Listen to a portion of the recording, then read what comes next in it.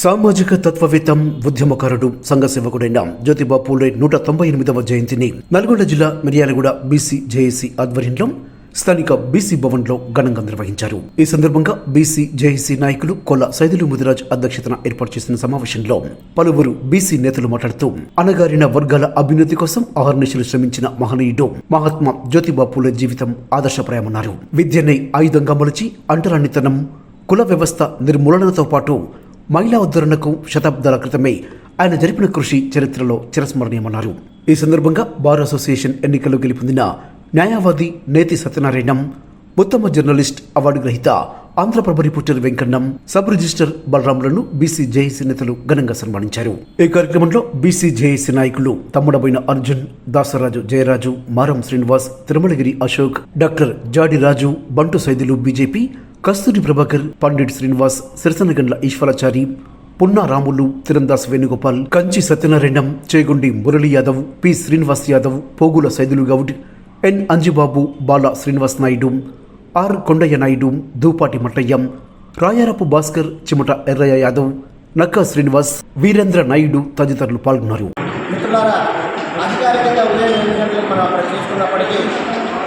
మనం ఏర్పాటు చేసుకునే ఈ భవనంలో అందరం కూడా కలుద్దాం, బీసీ బంధువులు అందరం కూడా కలుద్దాం, అందరం కూడా ముచ్చటించుకుందాం, అందరం కూడా ఏకమవుదాం, అందరం కూడా ఏకమయ్యామని జనాలకు తెలవాలి.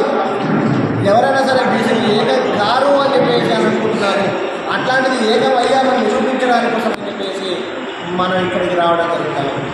మనకి ఈ భవనం వచ్చిన కానీ కూడా ఎన్నో మీటింగ్లు జరుపుకుంటూ ఎంతోమంది ఐక్యమయ్యారు, బీసీలందరూ ఏకమయ్యారు అని చెప్పేసి రాజకీయ పార్టీలన్నీ డైరెక్ట్గా మన బీసీ వాటా 42% వాటా వాళ్ళు ఇచ్చే విధంగా మనం ఐక్యమయ్యామనేది నిరూపించాలని చెప్పేసి మళ్ళీ అదేవిధంగా కొట్లాడేంతవరకు ఇచ్చేంతవరకు కొట్లాడేంతవరకు కూడా మనం ఇక్కడే ఏకంగా ఉండాలని చెప్పేసి అందరికీ పిలుపునిస్తూ ఒక్కరికి ఇంకొంతమందిని యాడ్ చేసుకుంటూ మీరు అందరూ ఈ యొక్క ఉద్యమంలో బీసీ ఉద్యమం ఇంక వేరే ఏ ఉద్యమం లేదు, ఇక మనం ఉన్న ఉద్యమం కాస్త బీసీ ఉద్యమమే. ఈ ఉద్యమంలో మనం పాల్గొంచుకొని రాజ్యాధికార దిశగా మనం వెళ్దామని చెప్పేసి ఒకవేళ మనకి సభలో సక్సెస్ అయినట్లయితే 42% బీసీలు సక్సెస్ అయినట్లయితే సంతోషమే. కానీ లేకపోతే మాత్రం కాంగ్రెస్ పార్టీ ఏకంగా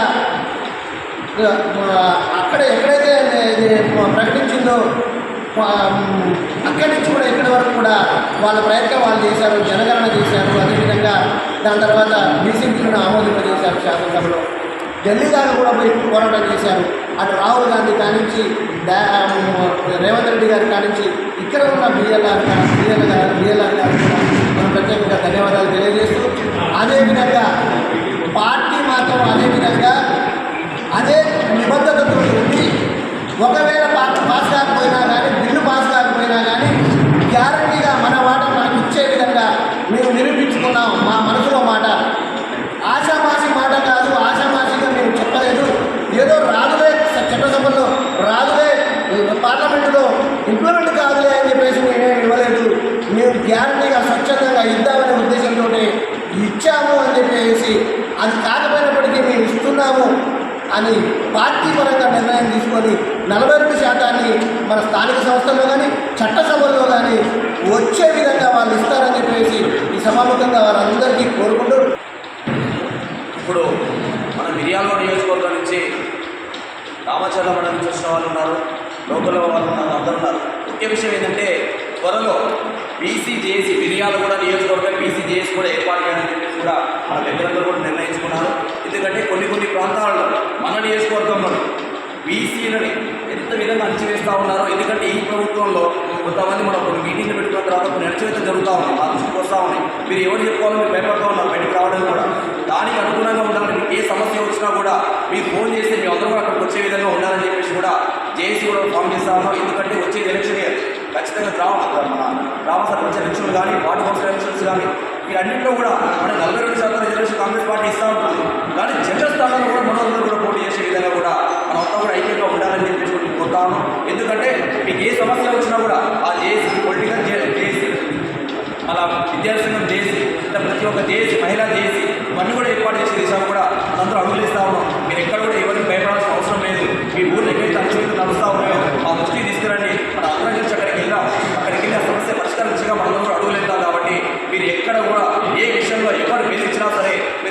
భయపడకండి. ఓడిపోయినా పర్వాలేదు, మన జన్మస్థానాల్లో మన ఓటు ఎన్ని పడుతుంది కూడా తెలుస్తుంది కాబట్టి మనం ఓడిపోయిన ఓటు కూడా గెలవకుండా చూడాలి. 198వ జయంతి సందర్భంగా ఇక్కడ చేసిన ఈసీ నాయకులకు సోదరులు అందరికీ నా హృదయపూర్వక నమస్కారం. ఈరోజు ఇంత ఈసీ నాయకులు అందరూ వచ్చినట్టే నేను చేతులెత్తి అందరికీ పేరు పేరున నమస్కారం చేస్తున్నాను. ఎందుకంటే బీసీ భవనం ఉన్నదే మన సమస్యల గురించి పరిష్కారం చేసుకోవడానికే బీసీ భవనం కట్టించింది. అందుకనే ఏ సమస్య వచ్చినా ఇప్పుడు అశోక్ గారు మాట్లాడింది. అదేవిధంగా అందరూ కూడా ప్రతి ఏ మీటింగ్ అయినా ఇట్లా ఉత్సాహం వస్తే బీసీలు కూడా చాలా ఉత్సాహంగా పనిచేస్తారని ఈ సభాముఖంగా మనం చేస్తున్నారు.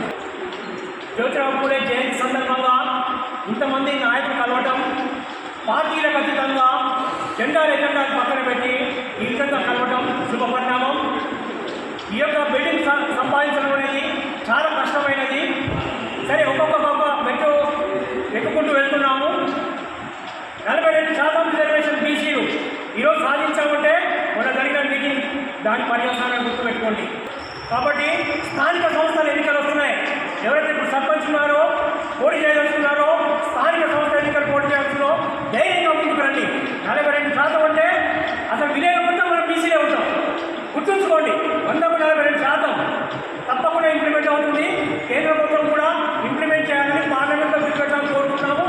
మనం మిర్యాల విషయానికి వస్తే తప్పకుండా మన అశోక్ అన్నట్టు ఒక బీసీ ఎమ్మెల్యే కావాలి.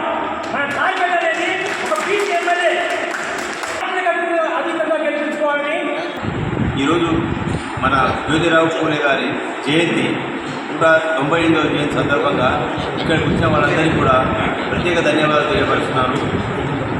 ఈ యూనిట్ అనేది ఎప్పుడు మనకి ఇట్లనే ఉండాలి. బీసీ కదంట, బీసీ ఐక్యతగా ఉండి పని చేసుకోవాలి చాలా ఉంది. ముందు రేపు రాబోయేది ఎలక్షన్ల సీజన్ కాబట్టి తప్పకుండా మనందరం కూడా ఏకంగా ఐక్యంగా ఉండి మనం అభివృద్ధిలో ఉండాలని చెప్పి ఇవాళ ఒక బుక్ విడుదల చేయడం జరిగింది. ఇందులో 9వ పేజీలో 3వ పేరాలో చాలా చక్కగా రాశారు. జ్యోతిబాను అందరూ తాత్యాస్వామి అని ఆప్యాయంగా పిలిచేవారు. భారత స్వతంత్ర సమర చరిత్రలో 1857 సంవత్సరం మరపురాని కొద్దిమంది బ్రిటిష్ వారు ఇంత పెద్ద దేశాన్ని ఆక్రమించుకోవడానికి కారణం హిందువులలోని అనైక్యత వర్ణ వ్యవస్థని గ్రహించాడు జ్యోతిబా. సిపాయిల తిరుగుబాటు అనంతరం జ్యోతిబా బ్రిటిష్ అధికారులు చాలా జాగ్రత్తగా వ్యవహరించేవారు. జ్యోతిబా దేశభక్తి నిర్మాణాత్మకమైనది. 100 సంవత్సరాలుగా ఈ అనైక్యత కారణంగానే వెనుకబడి ఉన్నామని చెప్పేసి ఈ బుక్లో 9వ పేజీలో స్పష్టంగా తెలియజేయడం జరిగింది. ఈ ఐక్యతను ఎప్పుడో సాధిస్తామో అప్పుడే మనకు రాజకీయ అధికారం అనేది హస్తగతమవుతుంది. భారతదేశం మొత్తం కూడా బ్రిటిష్ రూలింగ్లో ఉన్నది.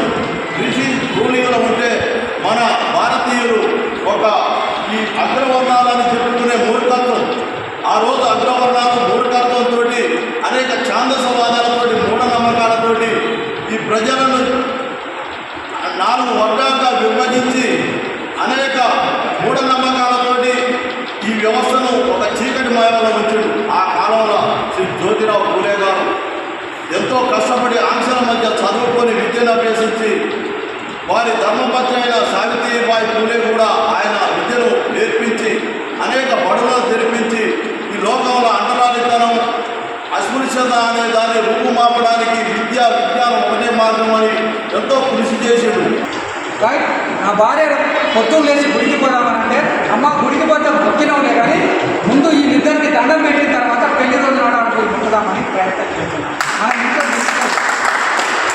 మనం ఇంట్లో గెలుస్తలేదు. ఇంట్లో గెలవలేకుండా బయట ఉండి ఎక్కడ తీసుకొని వస్తాం. మనం మొన్ననే చూసాం కదా, మన తెలంగాణలోనే ఒక రజక బిడ్డ, ఒక యాదవ బిడ్డ, ఒక గౌడ బిడ్డ పెళ్లి చేసుకుంటే వాళ్ళు చంపేశారు. ఏంటి తల్లిని బిడ్డని చూడకుండా తండ్రి బిడ్డను చంపేసేసాడు. అంటే ఈ కుల చట్టాన్ని మన మెదడులో అరే చాకలోడు మంగలోడు యాదవ గౌడ కంటే తక్కువ అని ఎంత నూరి పోశారో అంత భావజాల ప్రచార పునాదులు కావాలి.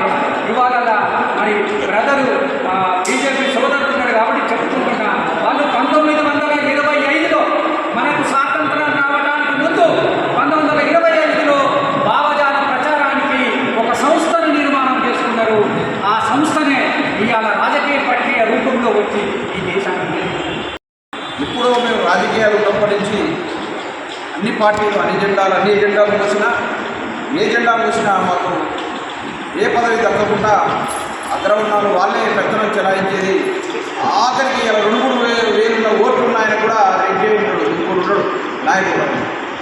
మన వాళ్ళు అవసరమైతే త్యాగం చేసి ప్రాణం ఇచ్చి వాళ్ళ యొక్క జెండాలు మోసి వాళ్ళ వెట్టి చాకిరి బానిస కన్నా ఎక్కువ బానిసలు చేసి వాళ్ళ పదవులు పంచితే ఇవాళ మన పదవులు శూన్యం. చట్టసభలు రేట్లు తర్వాత మరీ మా న్యాయవాద వృత్తులు కానీ న్యాయమూర్తుల ఎన్నికల్లో కానీ ఇన్ని అక్రమాలు చేస్తున్నట్టే నిన్న లోక్ అదాలత్ తర్వాత ఈ కమిషన్ ఒకటి ఉంటే దాంట్లో రిటైర్ ఎక్కడో మూల కూర్చున్న రాజశేఖర్ రెడ్డి ఆయన తెచ్చి దూరం తెచ్చాడు పెట్టి ఇంకో ఆయన ఇంకో రెడ్డి ఆ రెడ్డి తెచ్చి ఆయన ఇంకో కమిషన్లు పెట్టి ఇంకొక ఆయన ల్యాండ్ అఫిలియేట్ ట్రిబ్యునల్ ఇంకో నడిచేవాళ్ళు ఎస్సీ ఎస్టీ బీసీలు ఈశ్వర ఇలాంటి చంద్ర ఇలాంటి ఎంతోమంది మేధావులు ఉన్నా కూడా వాళ్ళకి అవకాశాలు కల్పించకుండా గవర్నమెంట్ వచ్చిన కానించి ప్రతి 10 వాళ్ళకి ఇచ్చుకోబోతున్నాం తప్ప మనని ఎదురియకుండా మన అవకాశాలు మొత్తం అడగదొక్కుతుంది. కాబట్టి మనం ఐక్యమై మనం పోరాడేదాకా మన పదవులు రావు, మన రాజ్యాధికారం రాదు. మనకు ఎస్సీ లేదు, ఎస్టీ లేదు, మైనార్టీ లేదు, అన్ని కులాలు ఒకటే కులం మనది. బీసీ ఎస్టీ మైనార్టీ అంతా ఒకటే కులం అనేది నినాదం తీసుకుని వచ్చి అందరూ కట్టకట్టుకొని పోరాడితే తప్ప మనం వారితో పోరాడలేదు. అదేవిధంగా మహాత్మా జ్యోతిరావు పూలే భవనంలో మీటింగ్ పెట్టుకున్న బీసీ మిత్రులందరికీ కూడా ప్రత్యేకంగా ధన్యవాదాలు. మిత్రులారా, మనమంతా రాజుగారు అన్నట్టుగానే వాస్తవంగా బీసీ ఐక్యత రావాలనే ఆలోచన మంచిది. ఎట్లా మనకు ఎలక్షన్లో రేవంత్ రెడ్డి గారు 42% చేస్తున్నా అని అందులో ఒక లాజిక్ పెట్టడం జరిగింది.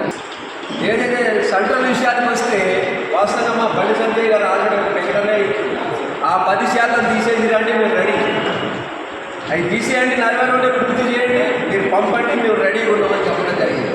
కానీ ఇక్కడ కాంగ్రెస్ వాళ్ళు ఎప్పుడైనా అంటే క్లియర్గా ఉండదు. ఎప్పుడైనా పిక్చర్ ఏదున్నా అందులో ఒక లాజిక్గా ఏదో ఒక సమస్యను ఇరికిస్తారు. ఇప్పుడు ఇరికేయడం జరిగింది. 42% పేరుకు అలా 10% ముస్లింలకు. ఎట్లా అనేది ఒకసారి మనం అందరం కూడా ఆలోచించాల్సిన అవసరం ఉంది. దీనిపైన ఉద్యోగం జరుగుతుంది. ఇప్పుడు ఒక వారం రోజుల కిందనే ఆర్ కృష్ణయ్య గారు కానీ, జాదుల శ్రీనివాస్ గారు కానీ, ఇంకా మేధావులు కూడా దీనిపైన చర్చ చేస్తారు. నీకు సర్పంచి, వార్డు మెంబరు, కౌన్సిలర్ ఇవి కావాలిగా. ఈ లేకుంటే నేను డైరెక్ట్గా ఎమ్మెల్యే కాలేవుగా. నిన్నమన్న గెలిచిన ఆయన ఏదంటే ఏదో అదేదో పెరుగన్నం పెట్టు, పాసం చేసో, ప్రజల్ని మోసం చేసో, ఇంకేదో చేసో, ప్రజలు ఆవేశపడి ధనాధన వేసిపడేసి అయిపోయింది. జ్యోతిరావు పూలే గారి స్ఫూర్తి తీసుకొని రాజ్యాధికారం కోసం మనమందరం అసెంబ్లీలో ఉందాం, మనందరం గ్రామ పంచాయతీ సర్పంచ్ అవుతాం, మనందరం జడ్పీటీసీలు అవుతాం, మనందరం కౌన్సిలర్ అవుతాం, మనందరం కలిసి రేపు ఖచ్చితంగా మనందరం రాజ్యాధికారం కోసం కొట్టాలి. మన కోసం మన విద్య, మన ఉద్యోగం, మన రాజ్యాధికారం అంటూ మనందరం కలిసి ఉంటేనే రేపు అన్నట్టు రాజ్యాధికారం వస్తుంది. దీంతో పాటు జేఏసీ కూడా ఏర్పాటు చేసి నిజంగా ఈరోజు బీసీ అని చెప్పుకొని ప్రతి ఒక్కరిని మిర్యాలగూడలో భయపెడుతున్నారు. కానీ మీ తాత గురించి చెప్పడం భయపడము. ఖచ్చితంగా రాబోయే రోజుల్లో మేము మిర్యాలగూడలో ఖచ్చితంగా ఒక బీసీ ఎమ్మెల్యేని చేసుకొని తీద్దామని సభాముఖంగా తెలియజేస్తున్నాము. పూలే గారి గురించి ఒక్కరోజు శిక్షణ తరగతుల కోసం విజయఆర్ నారాయణ గారు ఇక్కడికి వస్తానికి అంటే తయారీగా ఉన్నారు. ఒకరోజు మంచి భోజనం ఏర్పాటు చేసి, ఎందుకంటే మనము మూతికి ముడ్డికి అనేక రకాలుగా మనం ఏ విధంగా జీవించామనేది మన వ్యవస్థ అనేది తెలుసుకోవాల్సిన అవసరం ఎంతైనా ఉంది. కాబట్టి ఏంటంటే నేను ఒక బీసీ వాదిగా నల్లగొండ జిల్లా బీసీ డైరీ అని మేము ఏర్పాటు చేస్తున్నాము. ఎందుకంటే మన మిత్రులు ఎవరైనా పోటీ చేసినా, లేకపోతే ఎన్నో రకాలుగా వ్యాపార సంబంధాలు ఉన్నా, ఎవరైనా మిత్రులు కలవాలన్నా కూడా ఒక బీసీ డైరీ అనేది ఉంటే, అంటే వార్డు స్థాయి నుండి జిల్లా స్థాయి వరకు దాంట్లో ప్రతి ఒక్క వ్యక్తి యొక్క అంటే ఆయనకు సంబంధించిన వివరాలు ప్లస్ ఫోన్ నెంబర్లు ఉంటే రేపు రాబోయే కాలంలో మనం ఆర్థికంగా బలపడితే మనం ఒక బీసీ ఎమ్మెల్యేని ఎన్నుకోవాల్సిన అవసరం ఉంది. ప్రతి ఒక్కరి మనసులోని మాట దానికి కూడా ఈ బీసీ డైరీ అనేది ఉపయోగపడుతున్న ఉద్దేశంతో ఒక చిన్న బీసీ డైరీని రెడీ చేస్తానికి అది 8 లక్షల రూపాయలైనా కూడా ప్రతి ఇంటింటికి ఒక బీసీ డైరీ ఏర్పాటు చేయాలని ఒక చిన్న సంకల్పంతో 38 మంది మిత్రులం బీసీలను కలిసి ప్రణాళిక తయారు చేస్తున్నాము. అని ఒకప్పుడు ప్రతిసారి శ్రీనివాస్ గారు బీసీ ఉద్యోగాన్ని మర్చిపోయారు. జ్యోతిరావు బాబులే జయంతికి ఇచ్చేసిన బీసీ నాయకులకు అందరికీ నా యొక్క ధన్యవాదాలు తెలుపుకుంటున్నాను. ఈరోజు చాలా వరకు బీసీ నాయకులు ఒక వ్యక్తిగత శక్తిగా నిరూపించడం జరిగింది. అదేవిధంగా చాలామంది బీసీలలో ఏమవుతుందంటే అభద్రతా భావం ఎక్కువైపోయి అందరూ వస్తున్నారు. ఒక బీసీ అంటే మాత్రం ప్రతి ఒక్కరికి బీసీ అంటే ప్రేమ ఉంది, అది లోపలగానే ఉంది, బయటగా ఎవరు వ్యక్తపరచలేదు. బయటగా అన్నోడు ఒక వ్యక్తి ఒక వేలు చూసుకోవడం జరుగుతుంది. ఎక్కడ మీటింగ్లు పెట్టినప్పుడు ఆడైతే ఒక బీసీ ఒక అన్నప్పుడు అరే అతడు కూడా మనవుడే, అరే అతను ఎందుకంటారు ఏం జరిగింది అనేది ఎవరు లేదు. ఇంకో విషయంలో ఏమవుతుందంటే బీసీలు అనేవాడు ముందుకు వస్తే వంద నిందలేయడం జరుగుతుంది, రకరకాల వంద ప్రచారం చేయడం జరుగుతుంది. ప్లస్ ప్రతి సోషల్ మీడియా కానీ ప్రతి బీసీ ఫ్రంట్ కానీ ఏర్పాటు చేయాలి. మన బీసీ అనేదాన్ని ఈరోజు ఎక్కడో ఉన్నదాన్ని ఈరోజు గొప్పగా చెప్పుకోవడం జరుగుతుంది. ద్వారా ఈ బిల్డింగ్ సాధించిన తర్వాత మొట్టమొదటిసారి మన మహాత్మా జ్యోతిరావు పూలే జయంతికి ఈ కార్యక్రమం జరుగుతుంది. ఈ కార్యక్రమానికి చేసిన అత్యంత మహారాజులందరికీ స్వాగతం, సుస్వాగతం. అదేవిధంగా ప్రతి ఒక్కరికి ధన్యవాదాలు, శుభాకాంక్షలు తెలియజేస్తూ 198 సంవత్సరాల క్రితం పుట్టినటువంటి మనిషి గురించి ఇన్ని సంవత్సరాలైనా మనం అనుకుంటున్నాం. కాబట్టి ఇక్కడున్న ప్రతి ఒక్కరు కూడా వారి వంతుగా శాశ్వత కాలం గుర్తుండేటట్టుగా మంచి మంచి పనులు చేయాలి, బీసీల తరఫున నిలబడాలని చెప్పి కోరుకుంటూ మన బీసీ భవన్లో 198వ మహాత్మా జ్యోతిరావు పూలే జయంతి జరుపుకోవడం చాలా శుభపరిణామం. బీసీ భవన్ ఓపెన్ అయిన తర్వాత బీసీ భవన్లో ఏ కార్యక్రమం జరగాలని చెప్పేసి కూడా ఒక డిసిషన్ కూడా పెట్టడం జరిగింది.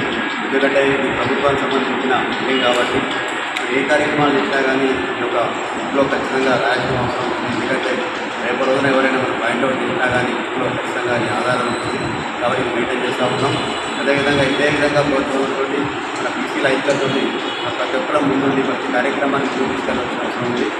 కాబట్టి ఈ యొక్క అదేవిధంగా ఈ యొక్క అవకాశం ఆయన ఇవాళ రాజ్యాధికారం ఒక రకంగా చెప్తే రాజ్యాధికారంలో అధికార కుర్చీలో వాళ్ళు ఉంటే ఉండవచ్చు, కానీ వాళ్ళని కుర్చీలకు ఎక్కించింది మనమే.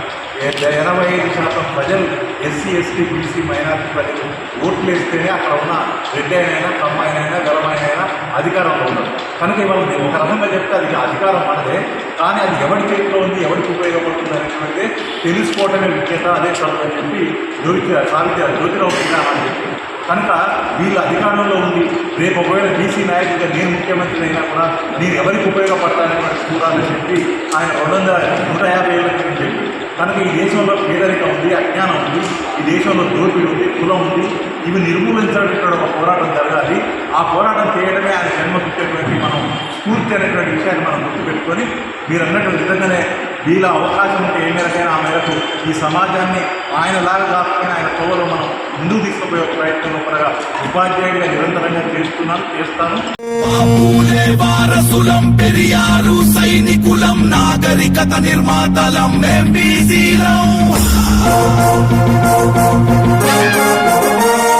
సబ్బండ కులాలం భూమి దున్నే హలాలం చిగురించే పొలాలం బీసీలం మేం బీసీలం సబ్బండ కులాలం భూమి దున్నే హలాలం చిగురించే పొలాలం బీసీలం మేం 100కు పై కులాలం నిమ్న జాతి బిడ్డలం ఏకమయ్యి ఏదైనా సాధిస్తాం. ఓ అస్తిత్వం కోసమై గళమెత్తిన శూద్రులం రాజ్యాధికారమే చేపట్టుతాం. ఓ గౌడులం గంగపుత్రులం ముదిరాజులం పద్మశాలులం మేం కుమ్మరులం కమ్మరులం వడ్డరులం. అరే దళిత బీసీ మైనారిటీ ఒక్కటని చాటుతాం. 60 ఏండ్ల వివక్షతను తుడిచేస్తాం. మేం 100కు పై కులాలం నిమ్న జాతి బిడ్డలం ఏకమయ్యి ఏదైనా సాధిస్తాం. బాపులే వారసులం పెరియారు సైనికులం నాగరికత నిర్మాతలం మేం బీసీలం.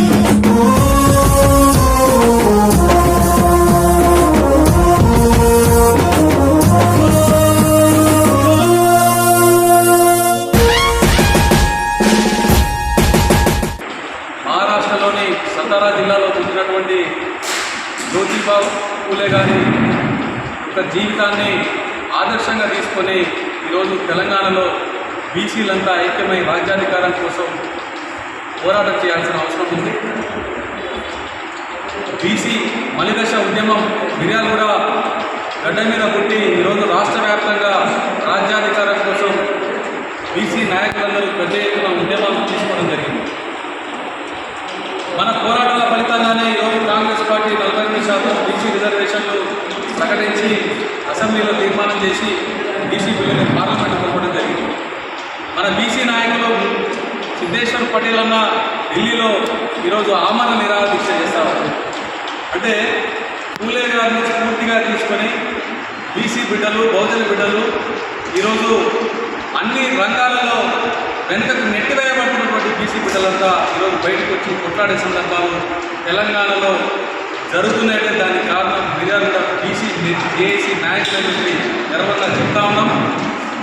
పూలే గారు ఆనాడు ఉన్నటువంటి సమాజంలో జరుగుతున్న అన్యాయాన్ని ఎదిరించడానికి ప్రతి ఒక్కరికి విద్య నేర్పించాలనే కంకణం కట్టుకొని సావిత్రిబాయి పూలే గారితో జ్యోతిబా పూలే స్కూల్స్ స్థాపించి విద్యావంతులను చేసి ఆనాడు సమాజంలో ఉన్నటువంటి